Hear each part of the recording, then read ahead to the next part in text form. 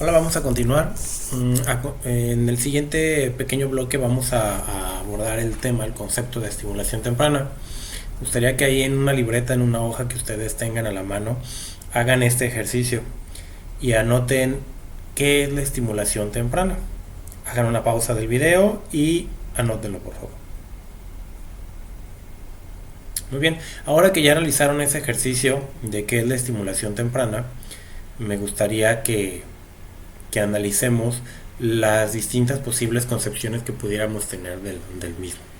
Hay personas que creen que el concepto de estimulación temprana ha sido el mismo desde hace muchísimo tiempo y resulta ser que no.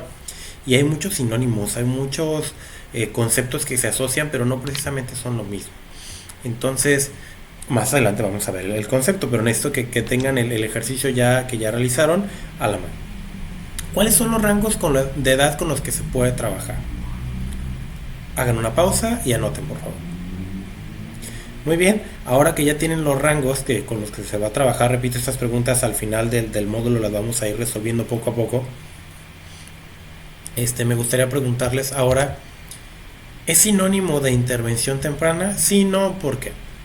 Hagan una pausa y retomen.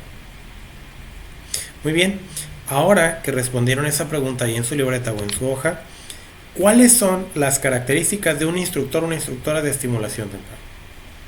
Hacemos una pausa, anotamos y regresamos. Muy bien, ahora que ya hicieron esa pausa, la siguiente pregunta es, ¿cuáles son las características que debe de tener el lugar de trabajo? O las que se imaginen que debe de tener, cómo debe de estar estructurado, qué herramientas, qué elementos debe de tener. Hacemos una pausa, anotan y regresamos.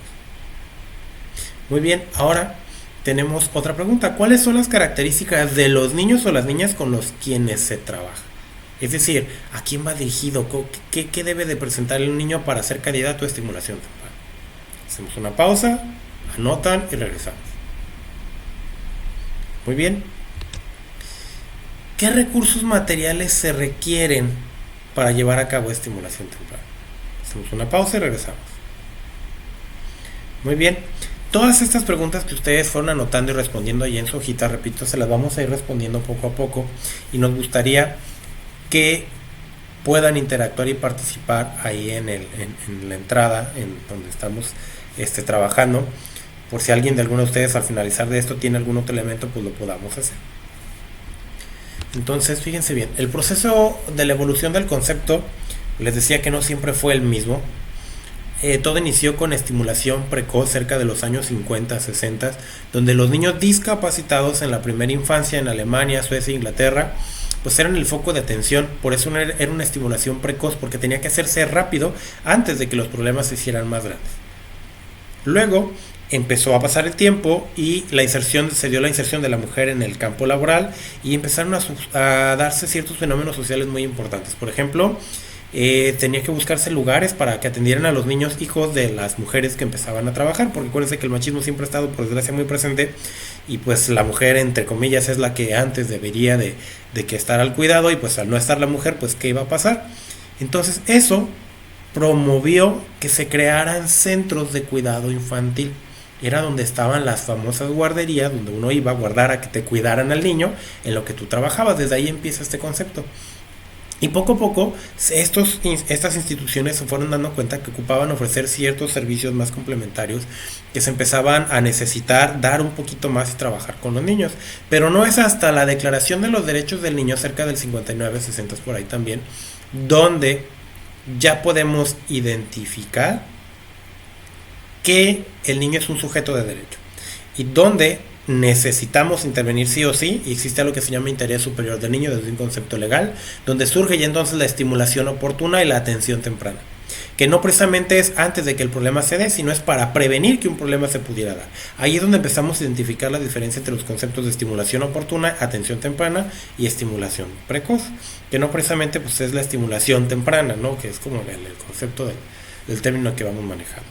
Entonces, estos son algunos elementos a lo largo del tiempo que contribuyeron para que esto se fuera consolidando. Uno de los productos integradores que van a tener que entregar para evaluarse este módulo es un pequeño ensayo que tiene que ver con este proceso de evolución de la infancia y la estimulación temprana. Para eso les vamos a pedir que lean un libro que se llama así, La evolución de la infancia, que es un libro crudo, es un libro feo. ¿Por qué? Porque te dice todo. La verdad es que los niños no nacieron siendo sujetos de derecho. Se les vendía, se abusaba de ellos y demás.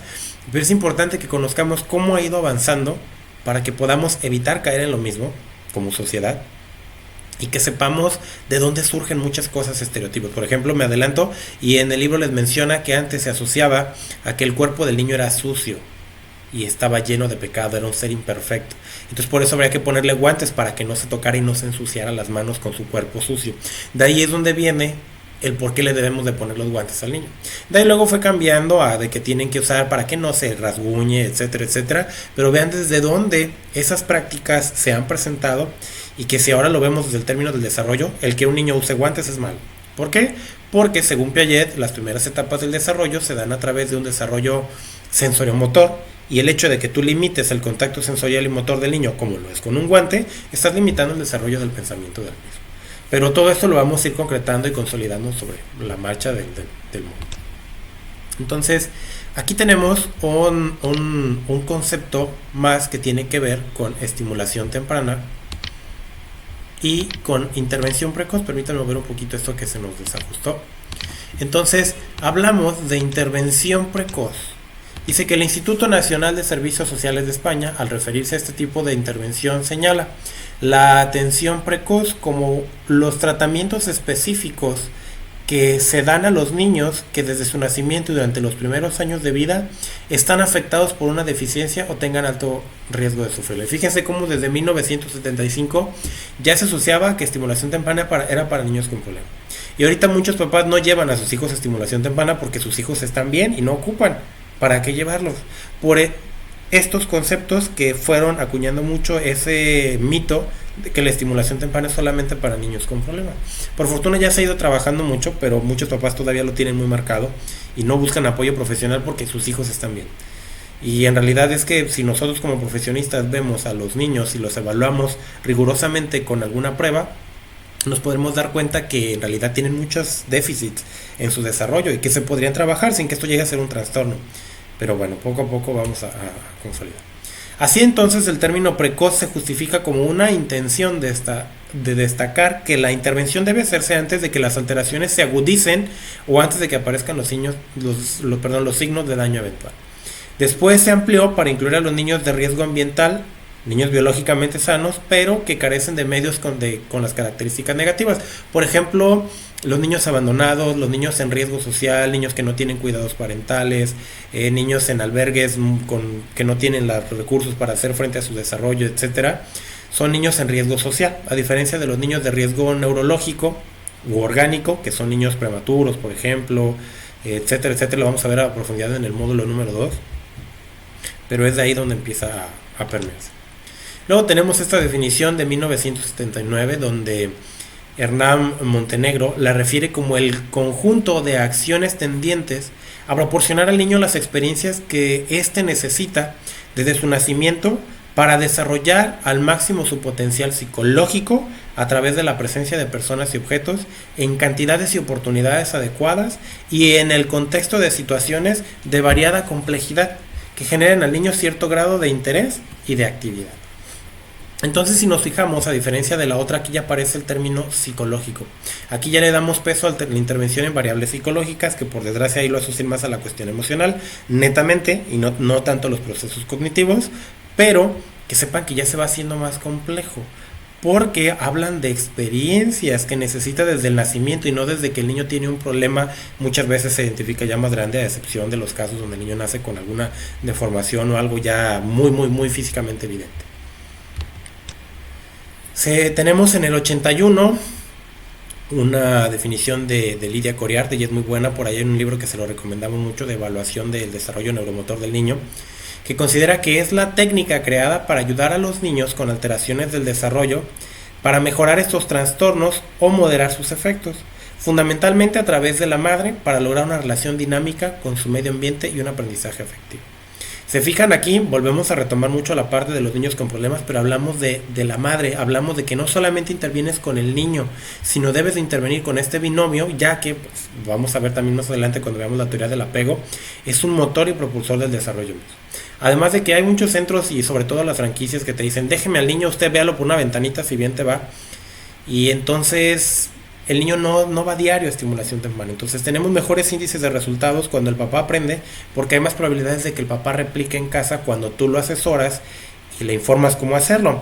Ahora no es lo mismo que le digas, señora, hágale este ejercicio y le das una hoja de papel, a que si la madre te observa aplicarlo a ti, y si la madre lo aplica a ella y observa a otros papás aplicando esos ejercicios o actividades. Cerca del 82 está Rafael Cerutocasti, que se refiere a la estimulación temprana como la acción reeducativa que pretende mejorar el retraso madurativo del niño. Aquí hablamos otra vez de problemas, ya habla acerca de un retraso y no precisamente de un trastorno. Dicho concepto sigue los patrones de desarrollo normal elaborado por la psicología evolutiva y más concretamente por la concepción que elaboró Arnold Hessel, que es un autor de psicología del desarrollo muy importante, utilizando de forma más o menos ortodoxa las técnicas psicopedagógicas de modificación de conducta. Algo muy interesante de este concepto es que hablamos de elementos psicopedagógicos, instruccionales, es decir, muchos de los problemas de los niños son por cómo se les educa o cómo se les cría. Y entonces pues llegan a tener problemas en el desarrollo. Anteriormente les hablaba acerca de los guantes, pues resulta ser que hay muchas cosas que los papás hacemos o dejamos de hacer que influyen directamente en el desarrollo de los niños para mal. ¿Alguno de esos se les ocurre a ustedes? Las andaderas son uno de ellos, por ejemplo, el evitar el libre movimiento, el usar los guantes, entre algunos otros, ¿no? Entonces partimos de este otro concepto del 87 con Isidoro Candel, donde la define como un tratamiento educativo iniciando en los primeros años, días o meses de la vida, con el que se mejora o previene las posibles déficits en el desarrollo psicomotor de los niños con riesgo de padecerlo, tanto por causas biológicas como ambientales. Vuelvo a retomar muchas de las variables que ya hemos ido trabajando, pero habla del tratamiento educativo. Eso es algo que otros autores, sobre todo cuando hablábamos de problemas y elementos biológicos sociales, no retomaban. Todos los centraban en el niño, pero aquí al hablar de educación, pues ya hablamos mucho del contexto social donde el niño se encuentra. Cerca del 88, García Bello define la estimulación temprana como un conjunto de acciones tendientes a proporcionar a los niños las experiencias que éste necesita desde su nacimiento para desarrollar su máximo potencial psicológico. Y ya entonces reconocemos que el niño puede llegar a hacer muchas cosas y hablamos de un potencial. Para mí, una de las cosas que he aprendido sobre la marcha, que decía una colega de un centro hermano en Querétaro, que la estimulación temprana debería de ser un derecho de todos los niños y las niñas, porque por desgracia muchos de nosotros quisiéramos hacer algo, pero como no tuvimos la oportunidad en su momento de estimular nuestro cerebro y nuestro cuerpo, ahora nos cuesta mucho trabajo hacerlo o no lo podemos realizar como quisiéramos.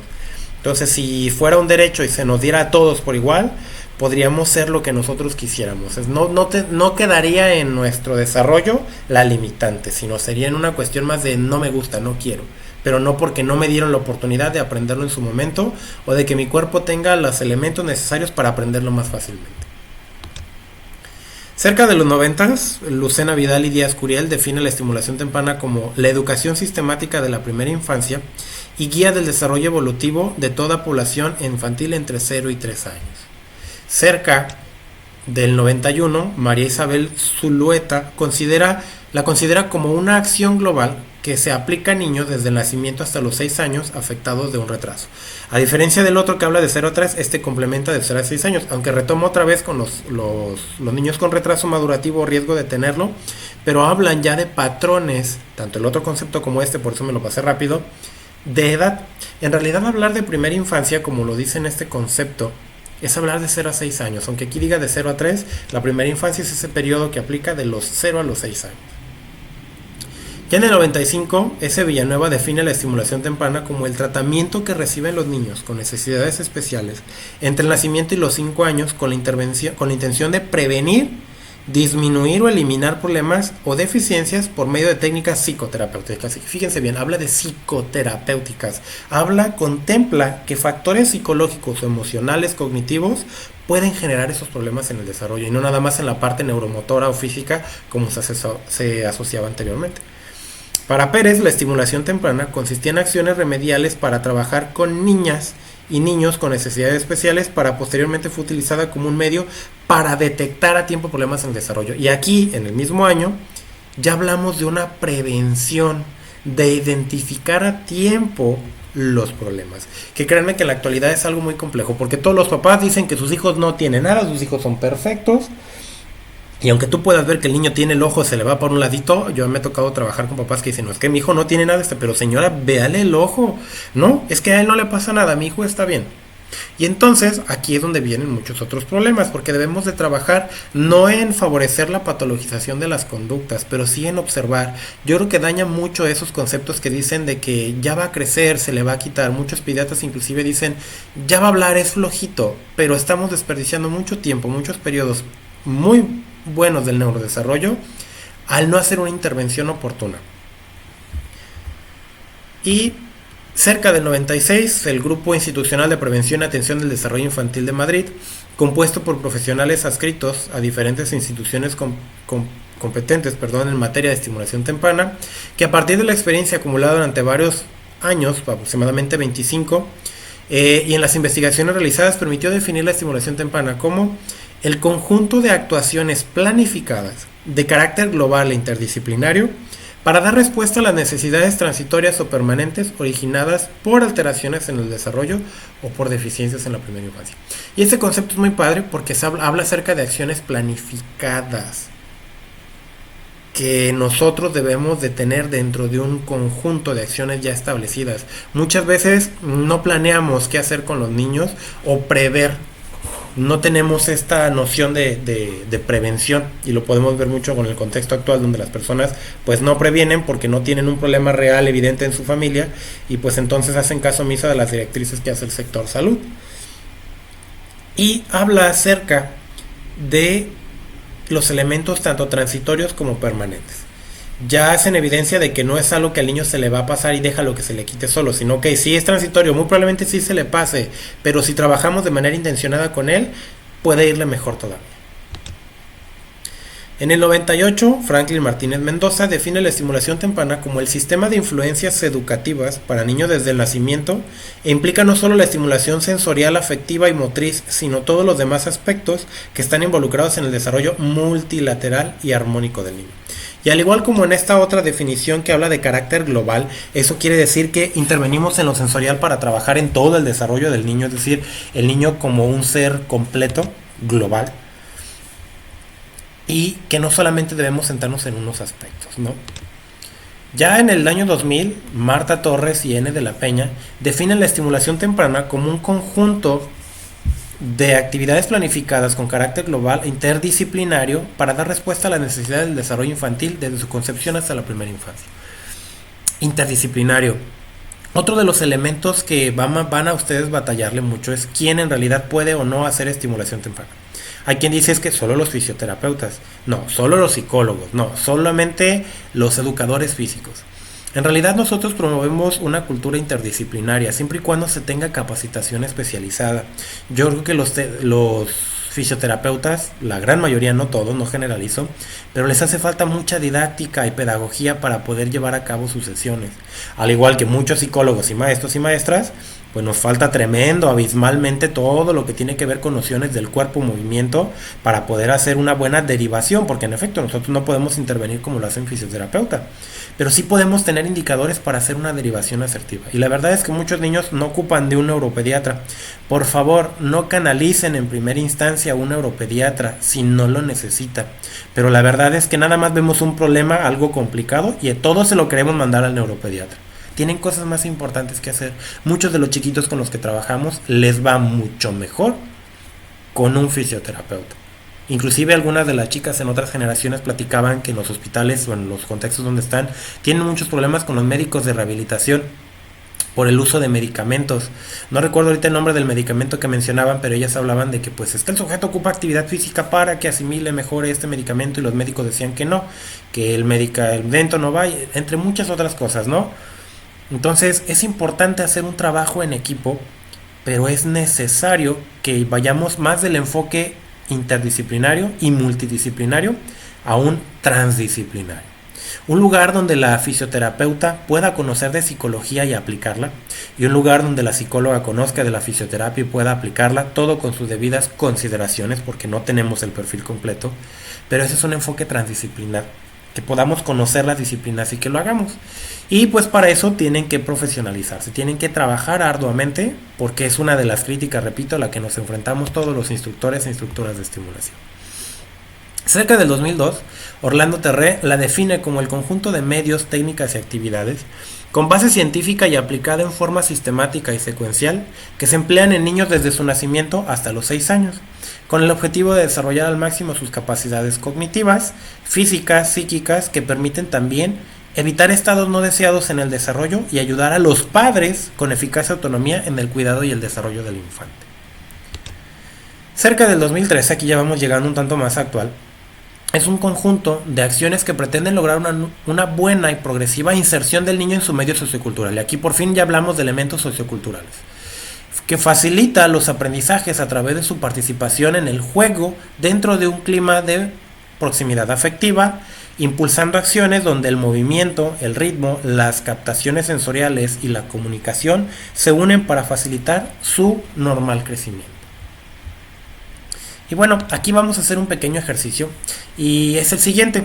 Ustedes han sido convocadas por una de las editoriales más grandes y reconocidas a nivel internacional por su trayectoria profesional y académica y les pide a ustedes que redacten el concepto de estimulación temprana del 2020. Lo van a publicar. Entonces, por favor, les voy a pedir que en su libreta redacten el concepto de estimulación temprana en el 2020. Van a agregarle cuáles son los objetivos de la estimulación temprana con base a su concepto y cuáles son sus objetivos. Entonces, creo que lo repetí, concepto y objetivos de estimulación temprana en el 2020. Para eso les voy a pedir que anexen una fotografía de su apunte en la libreta a la asignación para poderlo revisar y retroalimentar un poco.